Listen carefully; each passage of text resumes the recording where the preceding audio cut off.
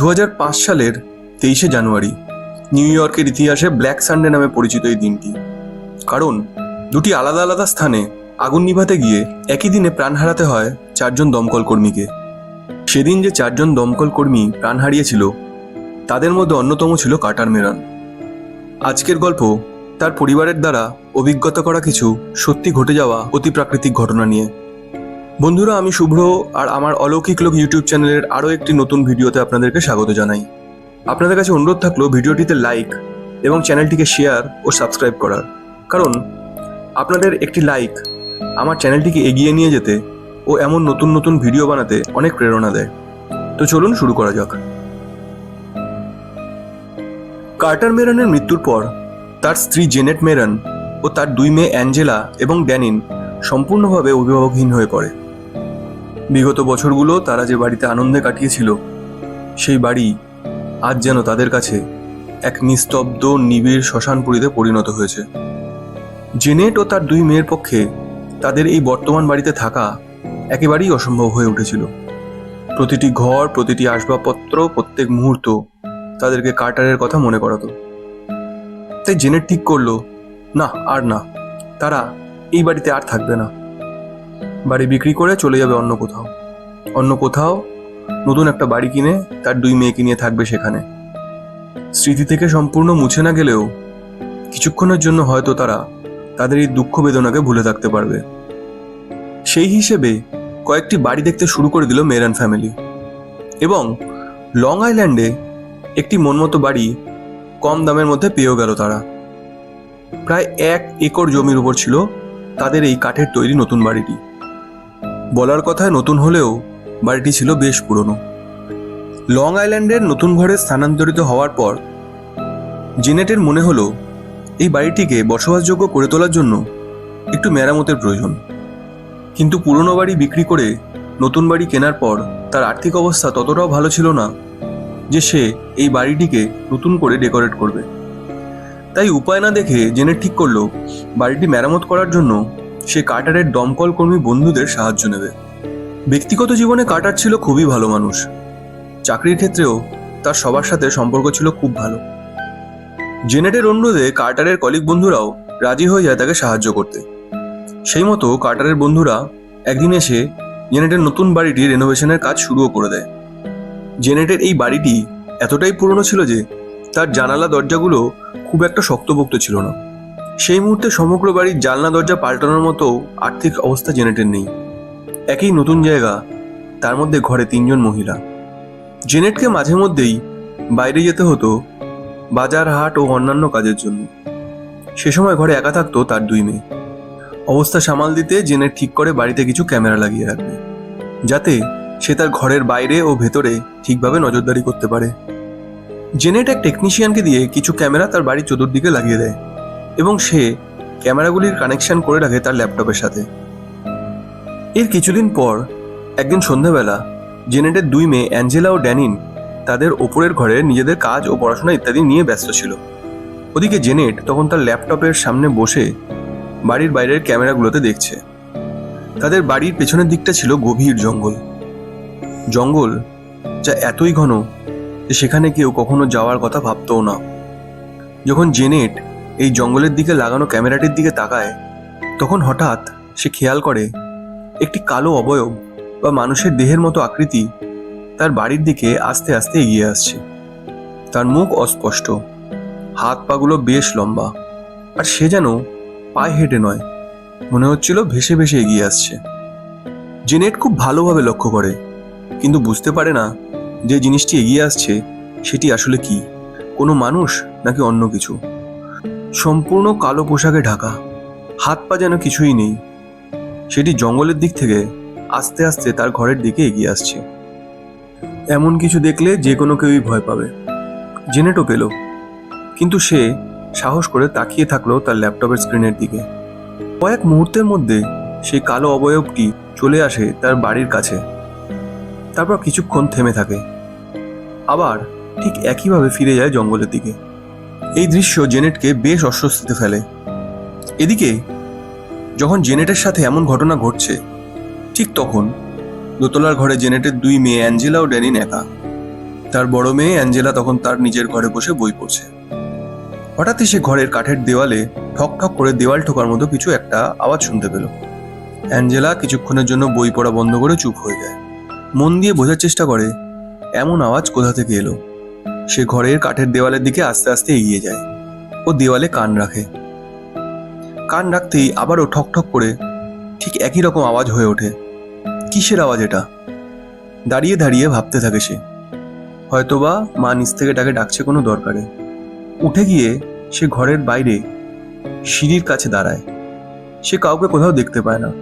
Angela তখন তার বোন ড্যানিনের ঘরের দিকেও তাকায়, কিন্তু সেখানেও কেউ নেই। দেখে ড্যানিনের ঘরের দরজা বন্ধ।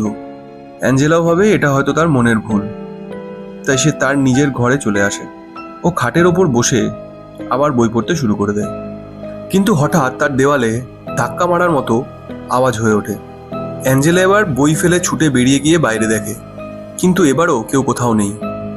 অ্যাঞ্জেলা কিছুক্ষণ বাইরে দাঁড়িয়ে থাকে, তারপর সে আবার ঘরে চলে আসে। অন্যদিকে ড্যানিনও তার ঘরে ঠিক এমনই কিছু উপলব্ধি করে। সেও তার ঘরের দরজায় একই রকম ঠক ঠক করে দেওয়াল ঠোকার আওয়াজ শুনতে পায়।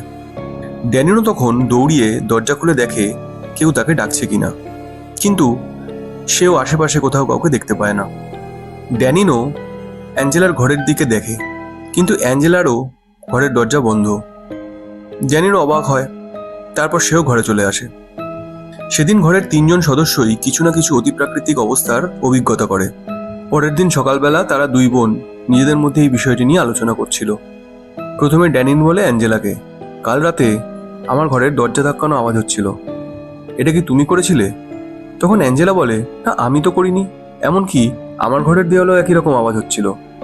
তারা যখন এসব আস্তে আস্তে নিজেদের মধ্যে বলাবলি করছে, তখন জেনেট তাদের এই কথা শুনতে পায় ও তাদের কাছে কি হয়েছে তা জানতে চায়। মেয়েরা তাকে সবকিছু খুলে বললে সে সবকিছু শুনে বেশ ভয় পেয়ে যায়, কারণ যে সময় তার মেয়েদের ঘরে এই আওয়াজ হয়েছিল ঠিক সেরকম সময়ই সে পেছনের জঙ্গলে সেই কালো ছায়ামূর্তিকে দেখেছিল। কিন্তু জেনেট নিজেকে শান্ত রাখে ও মেয়েদের বোঝায় ভয় না পেতে। সে বলে, যেহেতু আমরা একটি পুরনো বাড়ি কিনেছি, হতে পারে কোথাও কোনো কাঠ বা পাইপ ঢিলা হয়ে গেছে। সেদিন এই বিষয়টি ওখানেই শেষ হয়ে যায়। এরপর বেশ কিছুদিন কেটে যায়। এর অতিরিক্ত আসবাব সামগ্রী রাখার জন্য জেনেট তাদের বেসমেন্টটি পরিষ্কার করবে বলে ঠিক করে। বহুদিনের পুরনো বাড়ি, আর তার বেসমেন্টটিও তেমনই পুরনো। সেখানে ঠিকমতো আলো পৌঁছায় না, চতুর্দিক স্যাঁতস্যাঁতে পরিবেশ, অসংখ্য জিনিসপত্র ছড়িয়ে ছিটিয়ে পড়ে আছে। হয়তোবা যারা আগে এখানে থাকতো তাদের বেশ কিছু জিনিস এখনো রয়ে গেছে। জেনেট স্পষ্টতই বুঝতে পারে তার এবং তার মেয়েদের পক্ষে এই বেসমেন্টটিকে পরিষ্কার করার কোনো মতেই সম্ভব নয়। উপায় না দেখে সে আবারও কার্টারের বন্ধু টম, যে কার্টারের সাথেই ফায়ার ফাইটিং টিমে কাজ করত, তাকে ফোন করে সাহায্যের জন্য বলে। টম বলে, ঠিক আছে, পরবর্তী ছুটির দিন আমি সাথে আমার কয়েকজন বন্ধুকে নিয়ে তোমার যা সাহায্য লাগে করে দিয়ে আসবো। সেই অনুযায়ী পরবর্তী একটি রবিবার টম ও তার কয়েকজন বন্ধু মিলে জেনেটের বাড়ি আসে ও তারা বেসমেন্টটি পরিষ্কার করার জন্য সেখানে যায়। চতুর্দিক বিভিন্ন যন্ত্রপাতি ও বইপত্র ইত্যাদিতে ভর্তি। একে সেগুলিকে বার করে বাইরে রাখতে থাকে ও পরিষ্কার করতে শুরু করে। কিছুক্ষণ পর টমের বন্ধুদের মধ্যে একজন লক্ষ্য করে বেসমেন্টের মেঝেতে যে কার্পেটটি পাতা সেটি কিছুটা সরে গিয়েছে, তার নিচে কিছু একটা ছবির মতো আঁকা। সে তখন টম ও জেনেটকে ডেকে সেটি দেখায়। তারা কার্পেটটি সম্পূর্ণ সরিয়ে ধুলো পরিষ্কার করলে দেখতে পায় সেখানে একটি তারার মতো চিহ্ন বা পেন্টাগ্রাম আঁকা। টম তখন জেনেটকে বলে, এখানে মনে হয় কোনো তন্ত্র সাধনা বা ব্ল্যাক ম্যাজিক করা হয়েছিল। জেনেটও বুঝতে পারে টমের কথা ভুল নয়। সে টমকে বলে, এ বিষয়ে আমার কোনো ধারণা নেই, এই ব্যাপারটি তারা যেন জেনেটের 2 মেয়েকে না জানায়। জেনেট বলে, তোমরা এটার ওপরে রং করে দাও ও কার্পেট দিয়ে ঢেকে দাও। ওদিকে জেনেটের 2 মেয়ে অ্যাঞ্জেলা ও ড্যানিন তাদের বাড়ির সামনের বাগানে ঘুরে ঘুরে খেলা করছিল। খেলতে খেলতে তারাও জঙ্গলে ঠিক এমনই তারার মতো অজস্র পেন্টাগ্রামের চিহ্ন দেখতে পায়। অ্যাঞ্জেলা বুঝতে পারে এগুলো নিশ্চয়ই কোনো ব্ল্যাক ম্যাজিক করার জন্য কেউ করেছে, কিন্তু তারা 2 জন মিলে ঠিক করে এ বিষয়টি তারা তাদের মাকে জানাবে না, কারণ তাতে হয়তোবা তাদের মা অকারণে চিন্তিত হয়ে পড়বে। এই ঘটনার পর বেশ কিছুদিন কেটে যায়। মাঝখানে তেমন কোনো বড়সড় সমস্যার সম্মুখীন হতে হয়নি মেরান পরিবারকে। শুধু মাঝে মাঝে কখনো কখনো বাড়ির দরজায় বা কাঠের দেওয়ালে ঠক ঠক করে দেওয়াল ঠোকার মতো আওয়াজ শুনতে পেত তারা। এর কয়েকদিন পরের ঘটনা। সেদিন সকালবেলা ড্যানিন তার এক বন্ধুর বাড়িতে পড়াশোনা করতে গেছে। ঘরে তখন ছিল জেনেট ও অ্যাঞ্জেলা। জেনেট অ্যাঞ্জেলাকে বলে, আমি বাজারের থেকে কিছু গুরুত্বপূর্ণ জিনিস নিয়ে আসছি, তুমি বরং বাড়িতে থেকে একটু ঘর ও বিশেষ করে রান্নাঘরটি গুছিয়ে রাখো। অ্যাঞ্জেলা তার মায়ের কথা অনুযায়ী বাড়িতে থেকে যায়। সে সময় জেনেট ও ড্যানিন দুজনেই বাড়ির বাইরে, এবং ঘরে তখন অ্যাঞ্জেলা একা। সে মায়ের কথা মতো তাদের রান্নাঘরটি পরিষ্কার করছিল, ফ্রিজ, ক্যাবিনেট ইত্যাদি গুছিয়ে গাছিয়ে রাখার চেষ্টা করছিল। সে যখন তার কাজ করছে ঠিক তখন বারবার তার মনে হচ্ছিল কে যেন তার পেছনে হেঁটে চলে বেড়াচ্ছে। সে প্রথমে বিষয়টিকে তেমন গুরুত্ব দেয় না, কিন্তু তার এই অনুভূতি বারবার হতে থাকে। অ্যাঞ্জেলার একবার মনে হয় কেউ কি ঘরের ভেতর ঢুকে পড়েছে। নিশ্চিত হতে সে ঠিক করে সে হঠাৎ করেই একবার পিছনে ঘুরে দেখবে। এবার যেই অ্যাঞ্জেলা দ্রুত পিছনে ঘুরে তাকায়, সে যা দেখে তাতে সে ভয় পেয়ে চমকে ওঠে। সে দেখে তার রান্নাঘরের সব বাসনপত্র, যেমন খাবার প্লেট, গ্লাস, চামচ, ছুরি, সব কিছু হাওয়ায় ভাসছে। এবং যেই সে পেছনে ফিরে তাকায়, সাথে সাথে সেই সব জিনিস নিমেষের মধ্যে নিচে পড়ে যায়। তাদের বাড়ির ভেতরটা কেমন অন্ধকার কুয়াশাচ্ছন্ন হয়ে গেছে। চতুর্দিকে এক অস্বাভাবিক নিস্তব্ধতা। অ্যাঞ্জেলা কোনো মতে রান্নাঘর থেকে বেরিয়ে ছুটে নিজের ঘরে পালিয়ে আসে এবং দরজা আটকে বসে থাকে। অপেক্ষা করতে থাকে তার মা ও বোনের বাড়ি ফেরার। তার কিছুক্ষণের মধ্যেই জেনেট বাজার থেকে বাড়ি ফিরে আসে। সে তার গাড়ি পার্ক করে রেখে ঘরে ঢুকলে দেখতে পায় রান্নাঘর ছড়ানো ছিটানো, সব জিনিসপত্র নিচের মেঝেতে পড়ে আছে এবং অ্যাঞ্জেলা কোথাও নেই। সে অ্যাঞ্জেলাকে তার ঘরের সামনে গিয়ে ডাকলে অ্যাঞ্জেলা দৌড়ে ঘর থেকে বেরিয়ে এসে তার মাকে জড়িয়ে ধরে। জেনেট অ্যাঞ্জেলাকে জিজ্ঞেস করে, রান্নাঘরের এমন অবস্থা হলো কি করে? তুমি কোথায় ছিলে? অ্যাঞ্জেলা তার মাকে বলে, আমিও বুঝতে পারছি না মা, এমন কি করে হলো, তবে এগুলো আমি করিনি। এবং সে বিশদে তার মাকে বলে তার সাথে কি কি ঘটেছিল কিছুক্ষণ আগে। অ্যাঞ্জেলার সব কথা শোনার পর এবার জেনেটেরও একটু ভয় হয়। যদি তার মেয়ে সব সত্যি বলে থাকে তাহলে এ এক অলৌকিক ঘটনা, এবং অ্যাঞ্জেলার মিথ্যে কথা বলার কোনো কারণও সে দেখতে পাচ্ছে না। তবে কি এ বাড়িতে কোনো সমস্যা আছে? নিজের মনে মনে প্রশ্ন করে জেনেট। এরপর বেশ কিছুদিন কেটে যায়। জেনেট ও তার পরিবার এই ঘটনাকে আস্তে আস্তে ভুলে যেতে থাকে। এর কিছুদিন পর জেনেট ঠিক করে তাদের বেসমেন্টের বাকি কাজগুলো সেরে ফেলবে। তাই সে কার্টারের বন্ধু টমকে আবারও খবর দেয়, তাকে আরেকবার সাহায্যের জন্য অনুরোধ করে। আবারও টম এক দুদিন পর তার কয়েকজন বন্ধুকে নিয়ে আসে জেনেটের বাড়িতে তাকে সাহায্য করতে। সেই সময় তারা ঠিক করেছিল বেসমেন্টের দেয়ালগুলো পরিষ্কার করে তাতে নতুন করে রং করবে, এবং সেই অনুযায়ী তারা দেওয়ালগুলো ঘষে পরিষ্কার করতে থাকে। এমন করতে করতে হঠাৎই দেওয়ালের মাঝে তারা একটি লুকোনো দেওয়াল আলমারি দেখতে পায়। এটা দেখে তারা বেশ অবাক হয়। এই বাড়ি এখনো অবধি অনেক রূপ দেখিয়েছে, এখানে আবার কি বিস্ময় অপেক্ষা করে আছে? অবাক হয়ে ভাবতে থাকে জেনেট। এই আলমারিটি এখানে কোথা থেকে এলো? এই প্রশ্নের উত্তরও তার কাছে নেই। এর ভিতরে কোনো গুপ্তধন নেই তো? তাদের মনে এমনটাও প্রশ্ন জাগে।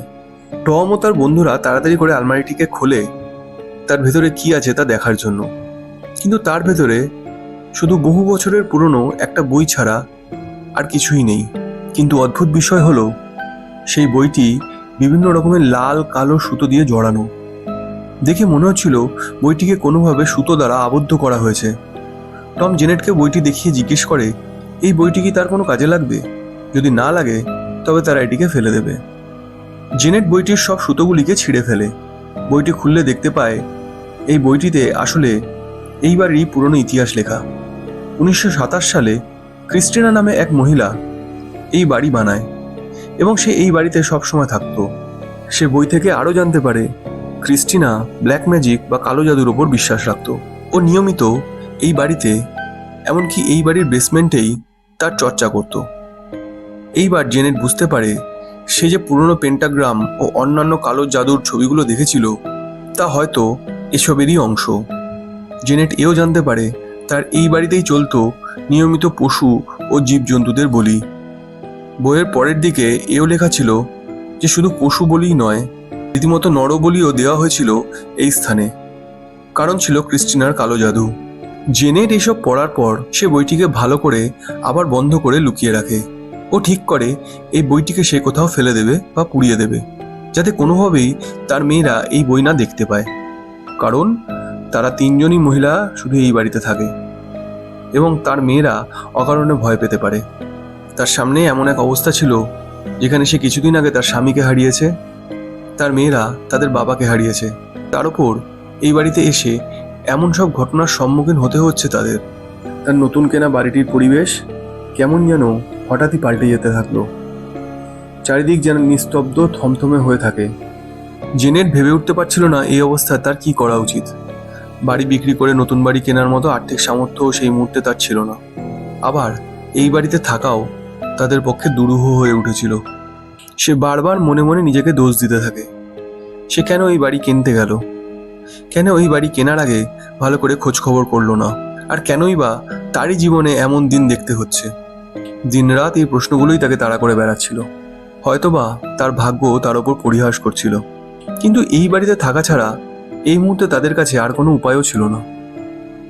এর ঠিক কয়েকদিন পরের ঘটনা। তখন সন্ধে গড়িয়ে রাত হয়ে গেছে। জেনেট তাদের রান্নাঘরে তখন ডিনার তৈরি করছিল এবং তাকে সাহায্য করছিল তার ছোট মেয়ে ড্যানিন। ওদিকে অ্যাঞ্জেলা তার কানে হেডফোন লাগিয়ে গান শুনছে, ঘরে ঘোরাঘুরি করছে এদিক ওদিক। অ্যাঞ্জেলা হাঁটতে হাঁটতে তাদের ঘরের সামনের বাগানের দিকে এগিয়ে যায়। তাদের বাগানে একটি দোলনা ঝোলানো ছিল এবং অ্যাঞ্জেলা সেই দোলনায় গিয়ে বসে ও দোল খেতে খেতে গান শুনতে থাকে। রান্নাঘরের জানলা দিয়ে তাদের বাগানটি পরিষ্কার দেখতে পেত জেনেট। রান্না করতে করতে সে দেখতে পাচ্ছিল অ্যাঞ্জেলাকে। অ্যাঞ্জেলা দোলনায় বসে দোল খাচ্ছে ও গান শুনছে। কিছুক্ষণ পর জেনেট তার কাজের দিকে মন দেয়। হঠাৎই বাইরে থেকে ভীষণ জোরে চিৎকার করে ওঠে অ্যাঞ্জেলা। দৌড়ে দেখতে গেলে সে দেখতে পায় অ্যাঞ্জেলা দোলনা থেকে একটু সামনে মাটিতে পড়ে আছে। জেনেট এতক্ষণ অ্যাঞ্জেলাকে লক্ষ্য করছিল, কিন্তু কিছুক্ষণের জন্যই তার চোখ এদিক থেকে ওদিক হয়েছে এবং তার মধ্যেই এমন কি ঘটলো যে অ্যাঞ্জেলার এই অবস্থা। জেনেট অ্যাঞ্জেলাকে জিজ্ঞেস করে, তুমি তো এইমাত্র দোলনায় বসেছিলে, নিচে পড়ে গেলে কি করে? অ্যাঞ্জেলা তার মাকে বলে, আমি দোল খেতে খেতে আপন মনে গান শুনছিলাম। ঠিক তখনই আমার মনে হলো পেছন থেকে কেউ যেন আমাকে খুব জোরে ধাক্কা দিল এবং নিমেষের মধ্যে আমি নিচে পড়ে গেলাম, কিন্তু সেখানে আর কাউকে দেখতে পেলাম না। নিচে পড়ে যাওয়াতে অ্যাঞ্জেলার পায়ে খুব গভীর চোট লেগেছে। জেনেট তাড়াতাড়ি করে তার দুই মেয়েকে সাথে নিয়ে নিকটবর্তী একটি হসপিটালে যায় এবং প্রাথমিক চিকিৎসার পর তারা জানতে পারে অ্যাঞ্জেলার পায়ের হাড় ভেঙে গেছে। এরপর অ্যাঞ্জেলার পায়ে প্লাস্টার করে তারা বাড়ি ফিরলে জেনেট ঠিক করে তার বাড়ির চারদিকে যে ক্যামেরা লাগানো তাতে দেখবে ঠিক কি হয়েছিল, কিভাবে অ্যাঞ্জেলা এমন করে পড়ে গেল। বাড়িতে ফিরে রাতের খাওয়ার পর দুই মেয়েকে ঘুমোতে পাঠিয়ে দেয় জেনেট। তারপর তার ল্যাপটপটি খুলে বাড়ির সিসিটিভি ক্যামেরা যেটা তার বাগানের দিকে লাগানো সেটির ভিডিওগুলো দেখতে থাকে সে। জেনেট দেখে প্রথমে তো অ্যাঞ্জেলা স্বাভাবিকভাবেই দোলনায় বসে বসে দোল খাচ্ছিল, কিন্তু হঠাৎই আস্তে আস্তে তার দোলনার গতি বাড়তে শুরু করে। আর তারপর সে দেখতে পায় সেই কালো অস্পষ্ট ছায়ামূর্তিটিকে, যাকে তাদের বাগানের পিছনের দিকে সে আগেও দেখেছিল। সেই অদ্ভুত ছায়ামূর্তি তার মেয়ে অ্যাঞ্জেলাকে এসে জোরে ধাক্কা দেয় এবং সে পড়ে গেলে সেই ছায়ামূর্তি আস্তে আস্তে পেছন থেকে অদৃশ্য হয়ে যায়। এই দৃশ্য দেখে জেনেট নিজেকে আর সামলাতে পারে না, প্রচণ্ড ভয় পেয়ে যায় সে। এই ভিডিওটি সরকারিভাবে পুলিশের কাছে জমাও দেওয়া হয়, কিন্তু পরবর্তীতে পুলিশ এই ভিডিওটিকে জনসাধারণের জন্য প্রকাশ করতে নিষেধাজ্ঞা জারি করে দেয়।